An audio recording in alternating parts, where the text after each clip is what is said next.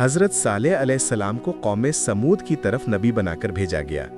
یہ قوم عاد کے بعد آئی تھی اور حجاز یعنی سعودی عرب اور شام کے درمیان ایک علاقے میں آباد تھی جسے حجر یا مدائن سہلے کے نام سے جانا جاتا ہے۔ یہ قوم جسمانی قوت اور فن تعمیر میں اپنے پیش رو یعنی اینسیسٹرز قوم عاد کی طرح بہت مشہور تھی۔ انہوں نے پہاڑوں کو تراش کر شاندار مکانات اور قلعے بنائے تھے۔ وہ خوشحال، آسودہ حال اور طاقتور تھے، لیکن وقت گزرتے گزرتے وہ اللہ کی نعمتوں کو بھول گئے اور بت پرستی میں مبتلا ہو گئے۔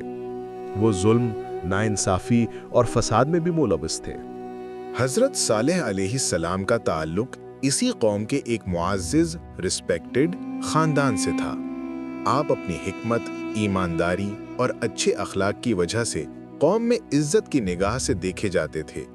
اللہ تعالیٰ نے انہیں نبوت سے سرفراز فرمایا تاکہ وہ اپنی قوم کو شرک سے نکال کر توحید کی طرف لائیں۔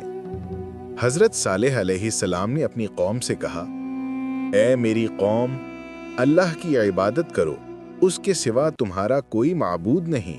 اسی نے تمہیں زمین سے پیدا کیا اور تمہیں اس میں بسایا، پس تم اس سے بخشش طلب کرو، پھر اسی کی طرف توبہ کرو۔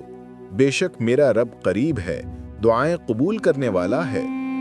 سورہ ہود آیت 61۔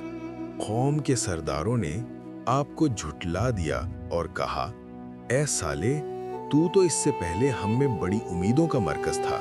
کیا تو ہمیں ان معبودوں کی عبادت سے روک رہا ہے جن کی ہمارے باپ دادا عبادت کرتے تھے؟ انہوں نے آپ کو جادوگر، پاگل اور جھوٹا کہنا شروع کر دیا۔ ان کا غرور یعنی ایروگنس اور دولت کا نشہ انہیں سچائی قبول کرنے سے روک رہا تھا۔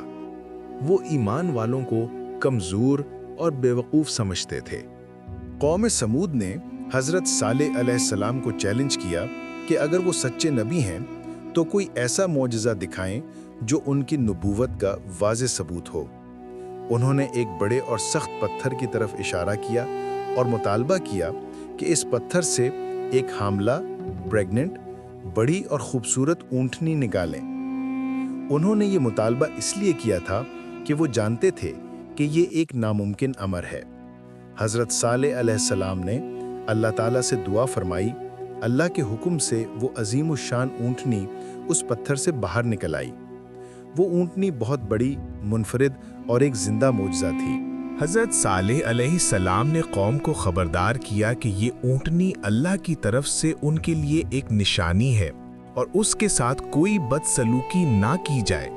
آپ نے حکم دیا، ایک دن کنویں کے پانی سے صرف اونٹنی پانی پیے گی اور دوسرے دن قوم یعنی پانی کی باری ٹرن مقرر کی گئی۔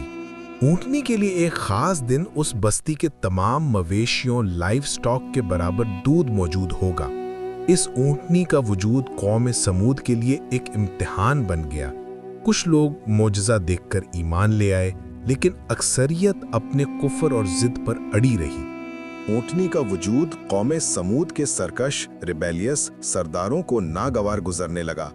انہیں یہ شرط پسند نہیں تھی کہ انہیں پانی کی باری کا انتظار کرنا پڑے۔ ان کے دل میں حسد اور بغض پیدا ہو گیا۔ قوم کے 9 بدبخت اور شریر نوجوانوں نے اونٹنی کو قتل کرنے کا منصوبہ بنایا۔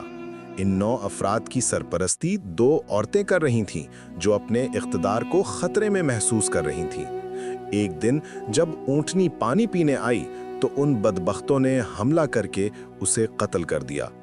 اس طرح انہوں نے اللہ کے واضح حکم کی صریح خلاف ورزی کی اور ایک بہت بڑا گناہ کیا۔ اونٹنی کے قتل کے بعد حضرت صالح علیہ السلام نے اپنی قوم کو خبردار کیا اور فرمایا، تم لوگ 3 دن اپنے گھروں میں فائدہ اٹھا لو، یہ وعدہ جھوٹا نہیں ہوگا۔